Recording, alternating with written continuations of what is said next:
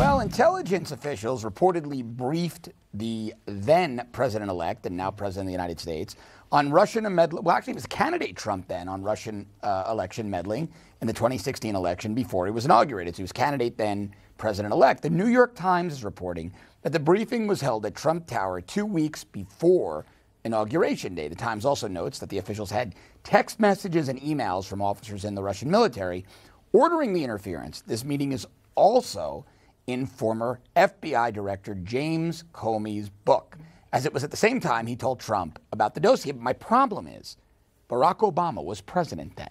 They didn't find these things out a week before. They knew about these things. We now know that Obama was briefed on this in 2015, in 2016. He did nothing. Clapper did nothing. Brennan did nothing. Comey did nothing. McCabe did nothing.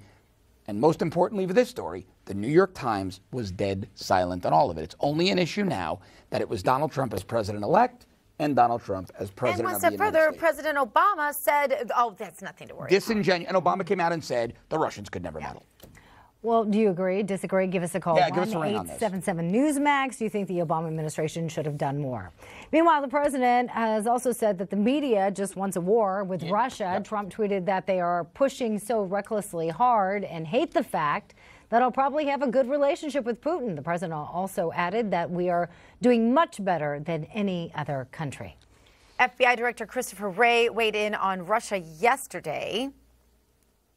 My view has not changed, which is that Russia attempted to interfere with the last election and that it continues to engage in malign influence operations to this day. Aimed at our political system? Aimed at sowing discord and divisiveness in this country. Well, he went on to say it's a threat that needs to be taken very seriously and that we should respond with fierce determination and with focus. And that's where I want to welcome in our next guest, political commentator and the son of President Ronald Reagan, Michael Reagan. Michael is, of course, also a Newsmax contributor. Michael, great to see you as always.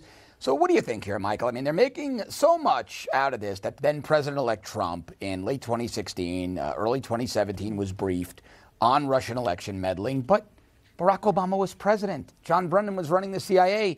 Comey, the FBI, Loretta Lynch, DOJ, and Clapper, our entire intelligence community, they did nothing about it, Michael. Why is it an issue now that Trump is president? They didn't do anything about it because they thought Hillary Clinton was going to win the election, so they really didn't care.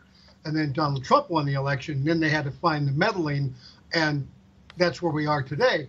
But most of this has been brought on because of the president's abysmal showing the last week or the other day with Vladimir Putin. This is why this is all out there now, because the president of the United States, when he had a chance standing next to Putin to say something at that point, said absolutely nothing. And that's why we are at this point in time. Michael, just a little while ago, Senator Rand Paul apparently blocked a resolution to reaffirm that the Senate supports the conclusion that Russians, in fact, meddled in the election. That resolution was presented by Vermont Senator Bernie Sanders. He said, quote, Congress must make it clear that we accept the assessment of our intelligence community with regard to Russian election interfering in our country and in other democracies. That was a direct quote. Then Rand Paul then responded saying, quote, Trump derangement syndrome, that seems to be his new phrase right now, has come to the Senate that the hatred for the president is so intense that partisans would rather risk war than give diplomacy a chance. Your reaction to what the senator did right there? Well, you know, you got to look historically at everything also. I mean, the Russians, this isn't the first time the Russians have tried to play games with our elections. Remember, the Democrats asked them to get involved back in 1979, asked them to get involved in 1980, asked them to get involved in 1984. So it's nothing new for the Russians to be involved or being asked to be involved in presidential elections here in the United States of America. And that's what bothers me, is none of these issues are, in fact, brought up. And you're right. What's going on with the derangement syndrome is that they are so mad and so angry at Donald Trump for beating their gal, Hillary Clinton, that they've got to find a way to impeach him, get rid of him in some way. So they keep on redefining impeachment in their own way. And that's what's really sad. If you really look at it, the winner of this last election was Vladimir Putin. He has accomplished exactly what he wanted to accomplish. He's got turmoil in the United States of America. now don't trust our president. We want to bring in interpreters and have them testify before Congress what was said in a private meeting. Vladimir Putin is drinking wine or vodka and laughing all the way to the bank here because he, in fact, did win and do exactly what he wanted to do with the help of the Democrats. Now, Michael, let me ask you a question about that, though. Are we all drinking the mainstream media's Kool-Aid? Because I was going to agree with you, but then a thought hit me. President Trump has had some pretty quiet wins. We've got Neil Gorsuch in the Supreme Court. We've got Brett Kavanaugh about to be confirmed. Trump just broke a record for the most conservative federal appeals court judges ever appointed and confirmed by any president. So Donald Trump is fundamentally moving this country right. That's not going to be good for Vladimir Putin. Are we all drinking the mainstream media, the neocon, and the Democrat Kool-Aid, and once again letting the mainstream media control the narrative when it might just all be much ado about nothing? Well, they do control the media and control the narrative in many ways because they have such a large audience out there that they're in fact speaking to. But back to Donald Trump, if he could stay on point just for 24 hours, that would certainly help him. But he keeps on getting off point and giving the left and giving those who are making the narrative or deciding what the narrative is going to be, giving them ammunition to fire back at him, if you will. Some great things are happening in the economy, great things in unemployment, great things in the courts. All these are great things. These are the things he needs to be speaking about and talking about. Instead, he goes off script, off page, and changes the narrative himself, which allows the left to be able to play the game they play. He's got a 3 p.m. press conference on America's workers, on the economy. Isn't the president on message and the media is ignoring it? He's talking about the economy. He's talking about his wins. He's talking about his judges. They're just not reporting on it, correct? Well, again, the press conference should be great. But if he gets off script and starts talking about Russia, then they're going to be able to talk about Russia in the media. He needs to stay on script with the workers, not go off script to start talking about Russia and what he did or did not do. Well, meanwhile, his popularity continues to grow despite that. Maybe some of the reasons he goes off script, perhaps, is to speak to his base, who seems to just be coming right along, including some of those workers he's probably going to speak to today that have been traditional Democrats that haven't voted for a Republican president since they voted for your father. But here's my question to you. Besides staying on script, and I understand that that's one piece of advice you would give him, what do you think your father would advise him in terms of, you know, the firing of certain FBI officials, the firing perhaps of Jeff Sessions, and beyond that? What do you think the actual recommendation would be from your father if he could advise this president today on steps going forward? Don't take everything so personal. And I think that's Donald Trump's Achilles heel. He takes everything too personal. That's what's going on with Russia and the collusion and all of these things wrapped up. And remember the placard on my father's desk. No telling what a man can accomplish, where he can go. If he doesn't worry, who gets the credit? Donald Trump worries that anybody else gets credit but himself. It shows what's going to happen Tuesday in the elections in Georgia. The fact goes out, he endorses the man who's going to win, and he'll be able to take credit for that on Tuesday and hopefully change the narrative again. Michael, let's talk a little bit about, well, further on Gina's point, let's talk about the midterms. Let's also talk specifically about this GOP primary race in Georgia for governor. Now, President Trump endorsed Brian Kemp. Trump tweeted that Kemp is tough on crime, strong on the border, and illegal immigration. He loves our military, our vets, protects our Second Amendment. He's primarily squaring off against Lieutenant Governor Casey Cagle, who's favored by the state party establishment.